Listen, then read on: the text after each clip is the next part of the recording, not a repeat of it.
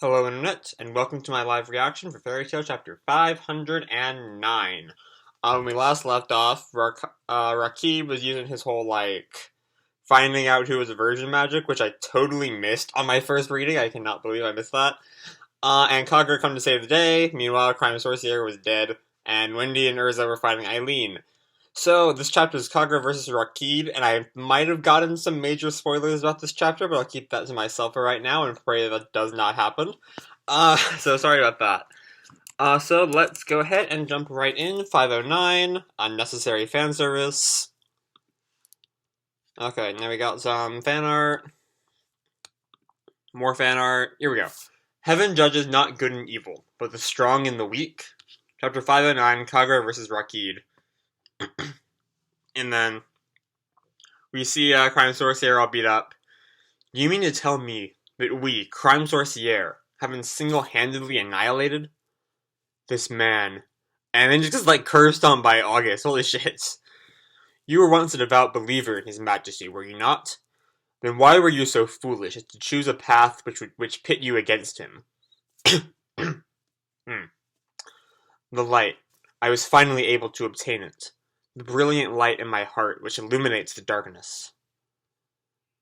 Urza! That's Urza! Oh my god. Jerza cannon right there. Right then and there. Okay, I gotta keep going.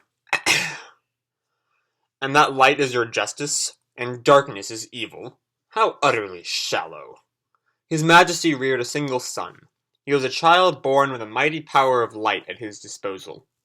Zareth had a child? However, that child never knew what it was to be loved by someone. God, Zareth's a shitty dad. Before long, he began to waver around the space between light and darkness, and shortly thereafter reached a state of mind devoid of anything.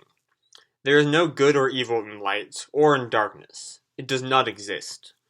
There is true justice in this world. It may well lie in love, and not else.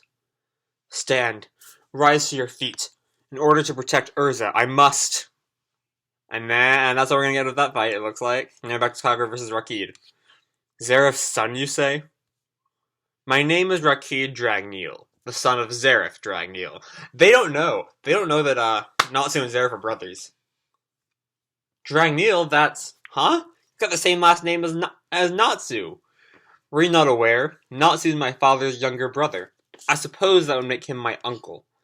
Lord Natsu is... I was very much looking forward to finally meeting him in the war today. How could I not? It seems my father holds him much more dear than I, after all. And that is something that cannot be forgiven, wouldn't you agree? Oh boy. And now he's got, light blades going out everywhere. Blades of light? And Kagura deflects them all because she's still actually a badass. I kind of forgot that Kagura was a badass because she became, such a joke character after, Grand Magic games. How long do you plan on lecturing us from your high perch? Come down and face me! She just got the goddamn mountain up! The whole mountain? Wow! And Rahkeid, claps his hands. And now we got tendrils going after Kagura. Lady Kagura! I shall introduce you to the sweet nectar of pleasure as well. Humans cannot possibly disobey their natural instincts. Lady Kagura, you must resist! I can't even stand up!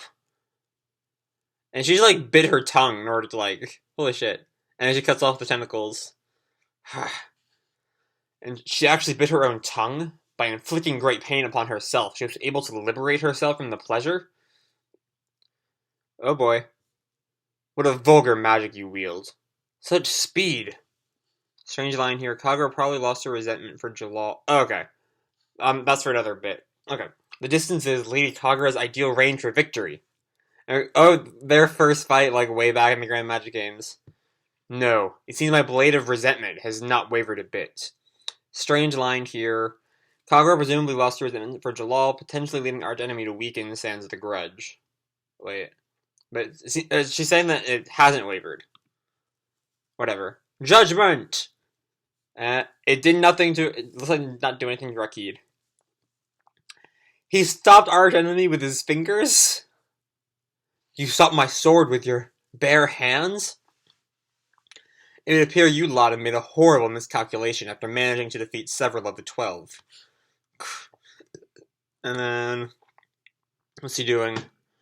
August, Eileen, and I. We are, how should I put this? Special exceptions. Such a delightful expression is the face of one who has completely abandoned hope, knowing they cannot possibly defeat the enemy before them. Ah! And he blocked it again. And whoa. He's like cut up her side. Lady Kagura! Fear not. Your pain, your suffering. Before long you will all transform into pure pleasure. A short while ago you referred to my magic as vulgar, did you not? That might very well be the case, so to speak. However, this can also be called love. I shall give you a peaceful death, one without even a hint of anguish. Let your pure white soul ascend to the free heavens. What? Is she actually gonna die? Lady Kagura! Froze scared. How wonderful. I will die your very despair in pure pleasure. No! Now, rise to the heavens, and your death. His Majesty's child. If he were ever to be defeated, it can only be by the hands of his mother. So maybe this actually is his mother? The despair masquerading as heaven is a heart filled with love, the only force which can oppose it. Okay, so Kagura did actually die. Yet. Chapter 510 is... Excuse me. Chapter 510 is, Natsu's heart. So, I don't remember where we're gonna go with that, but I thought I had spoiled that, Kagura actually died in this chapter, which did not happen. She's only, like, about to die.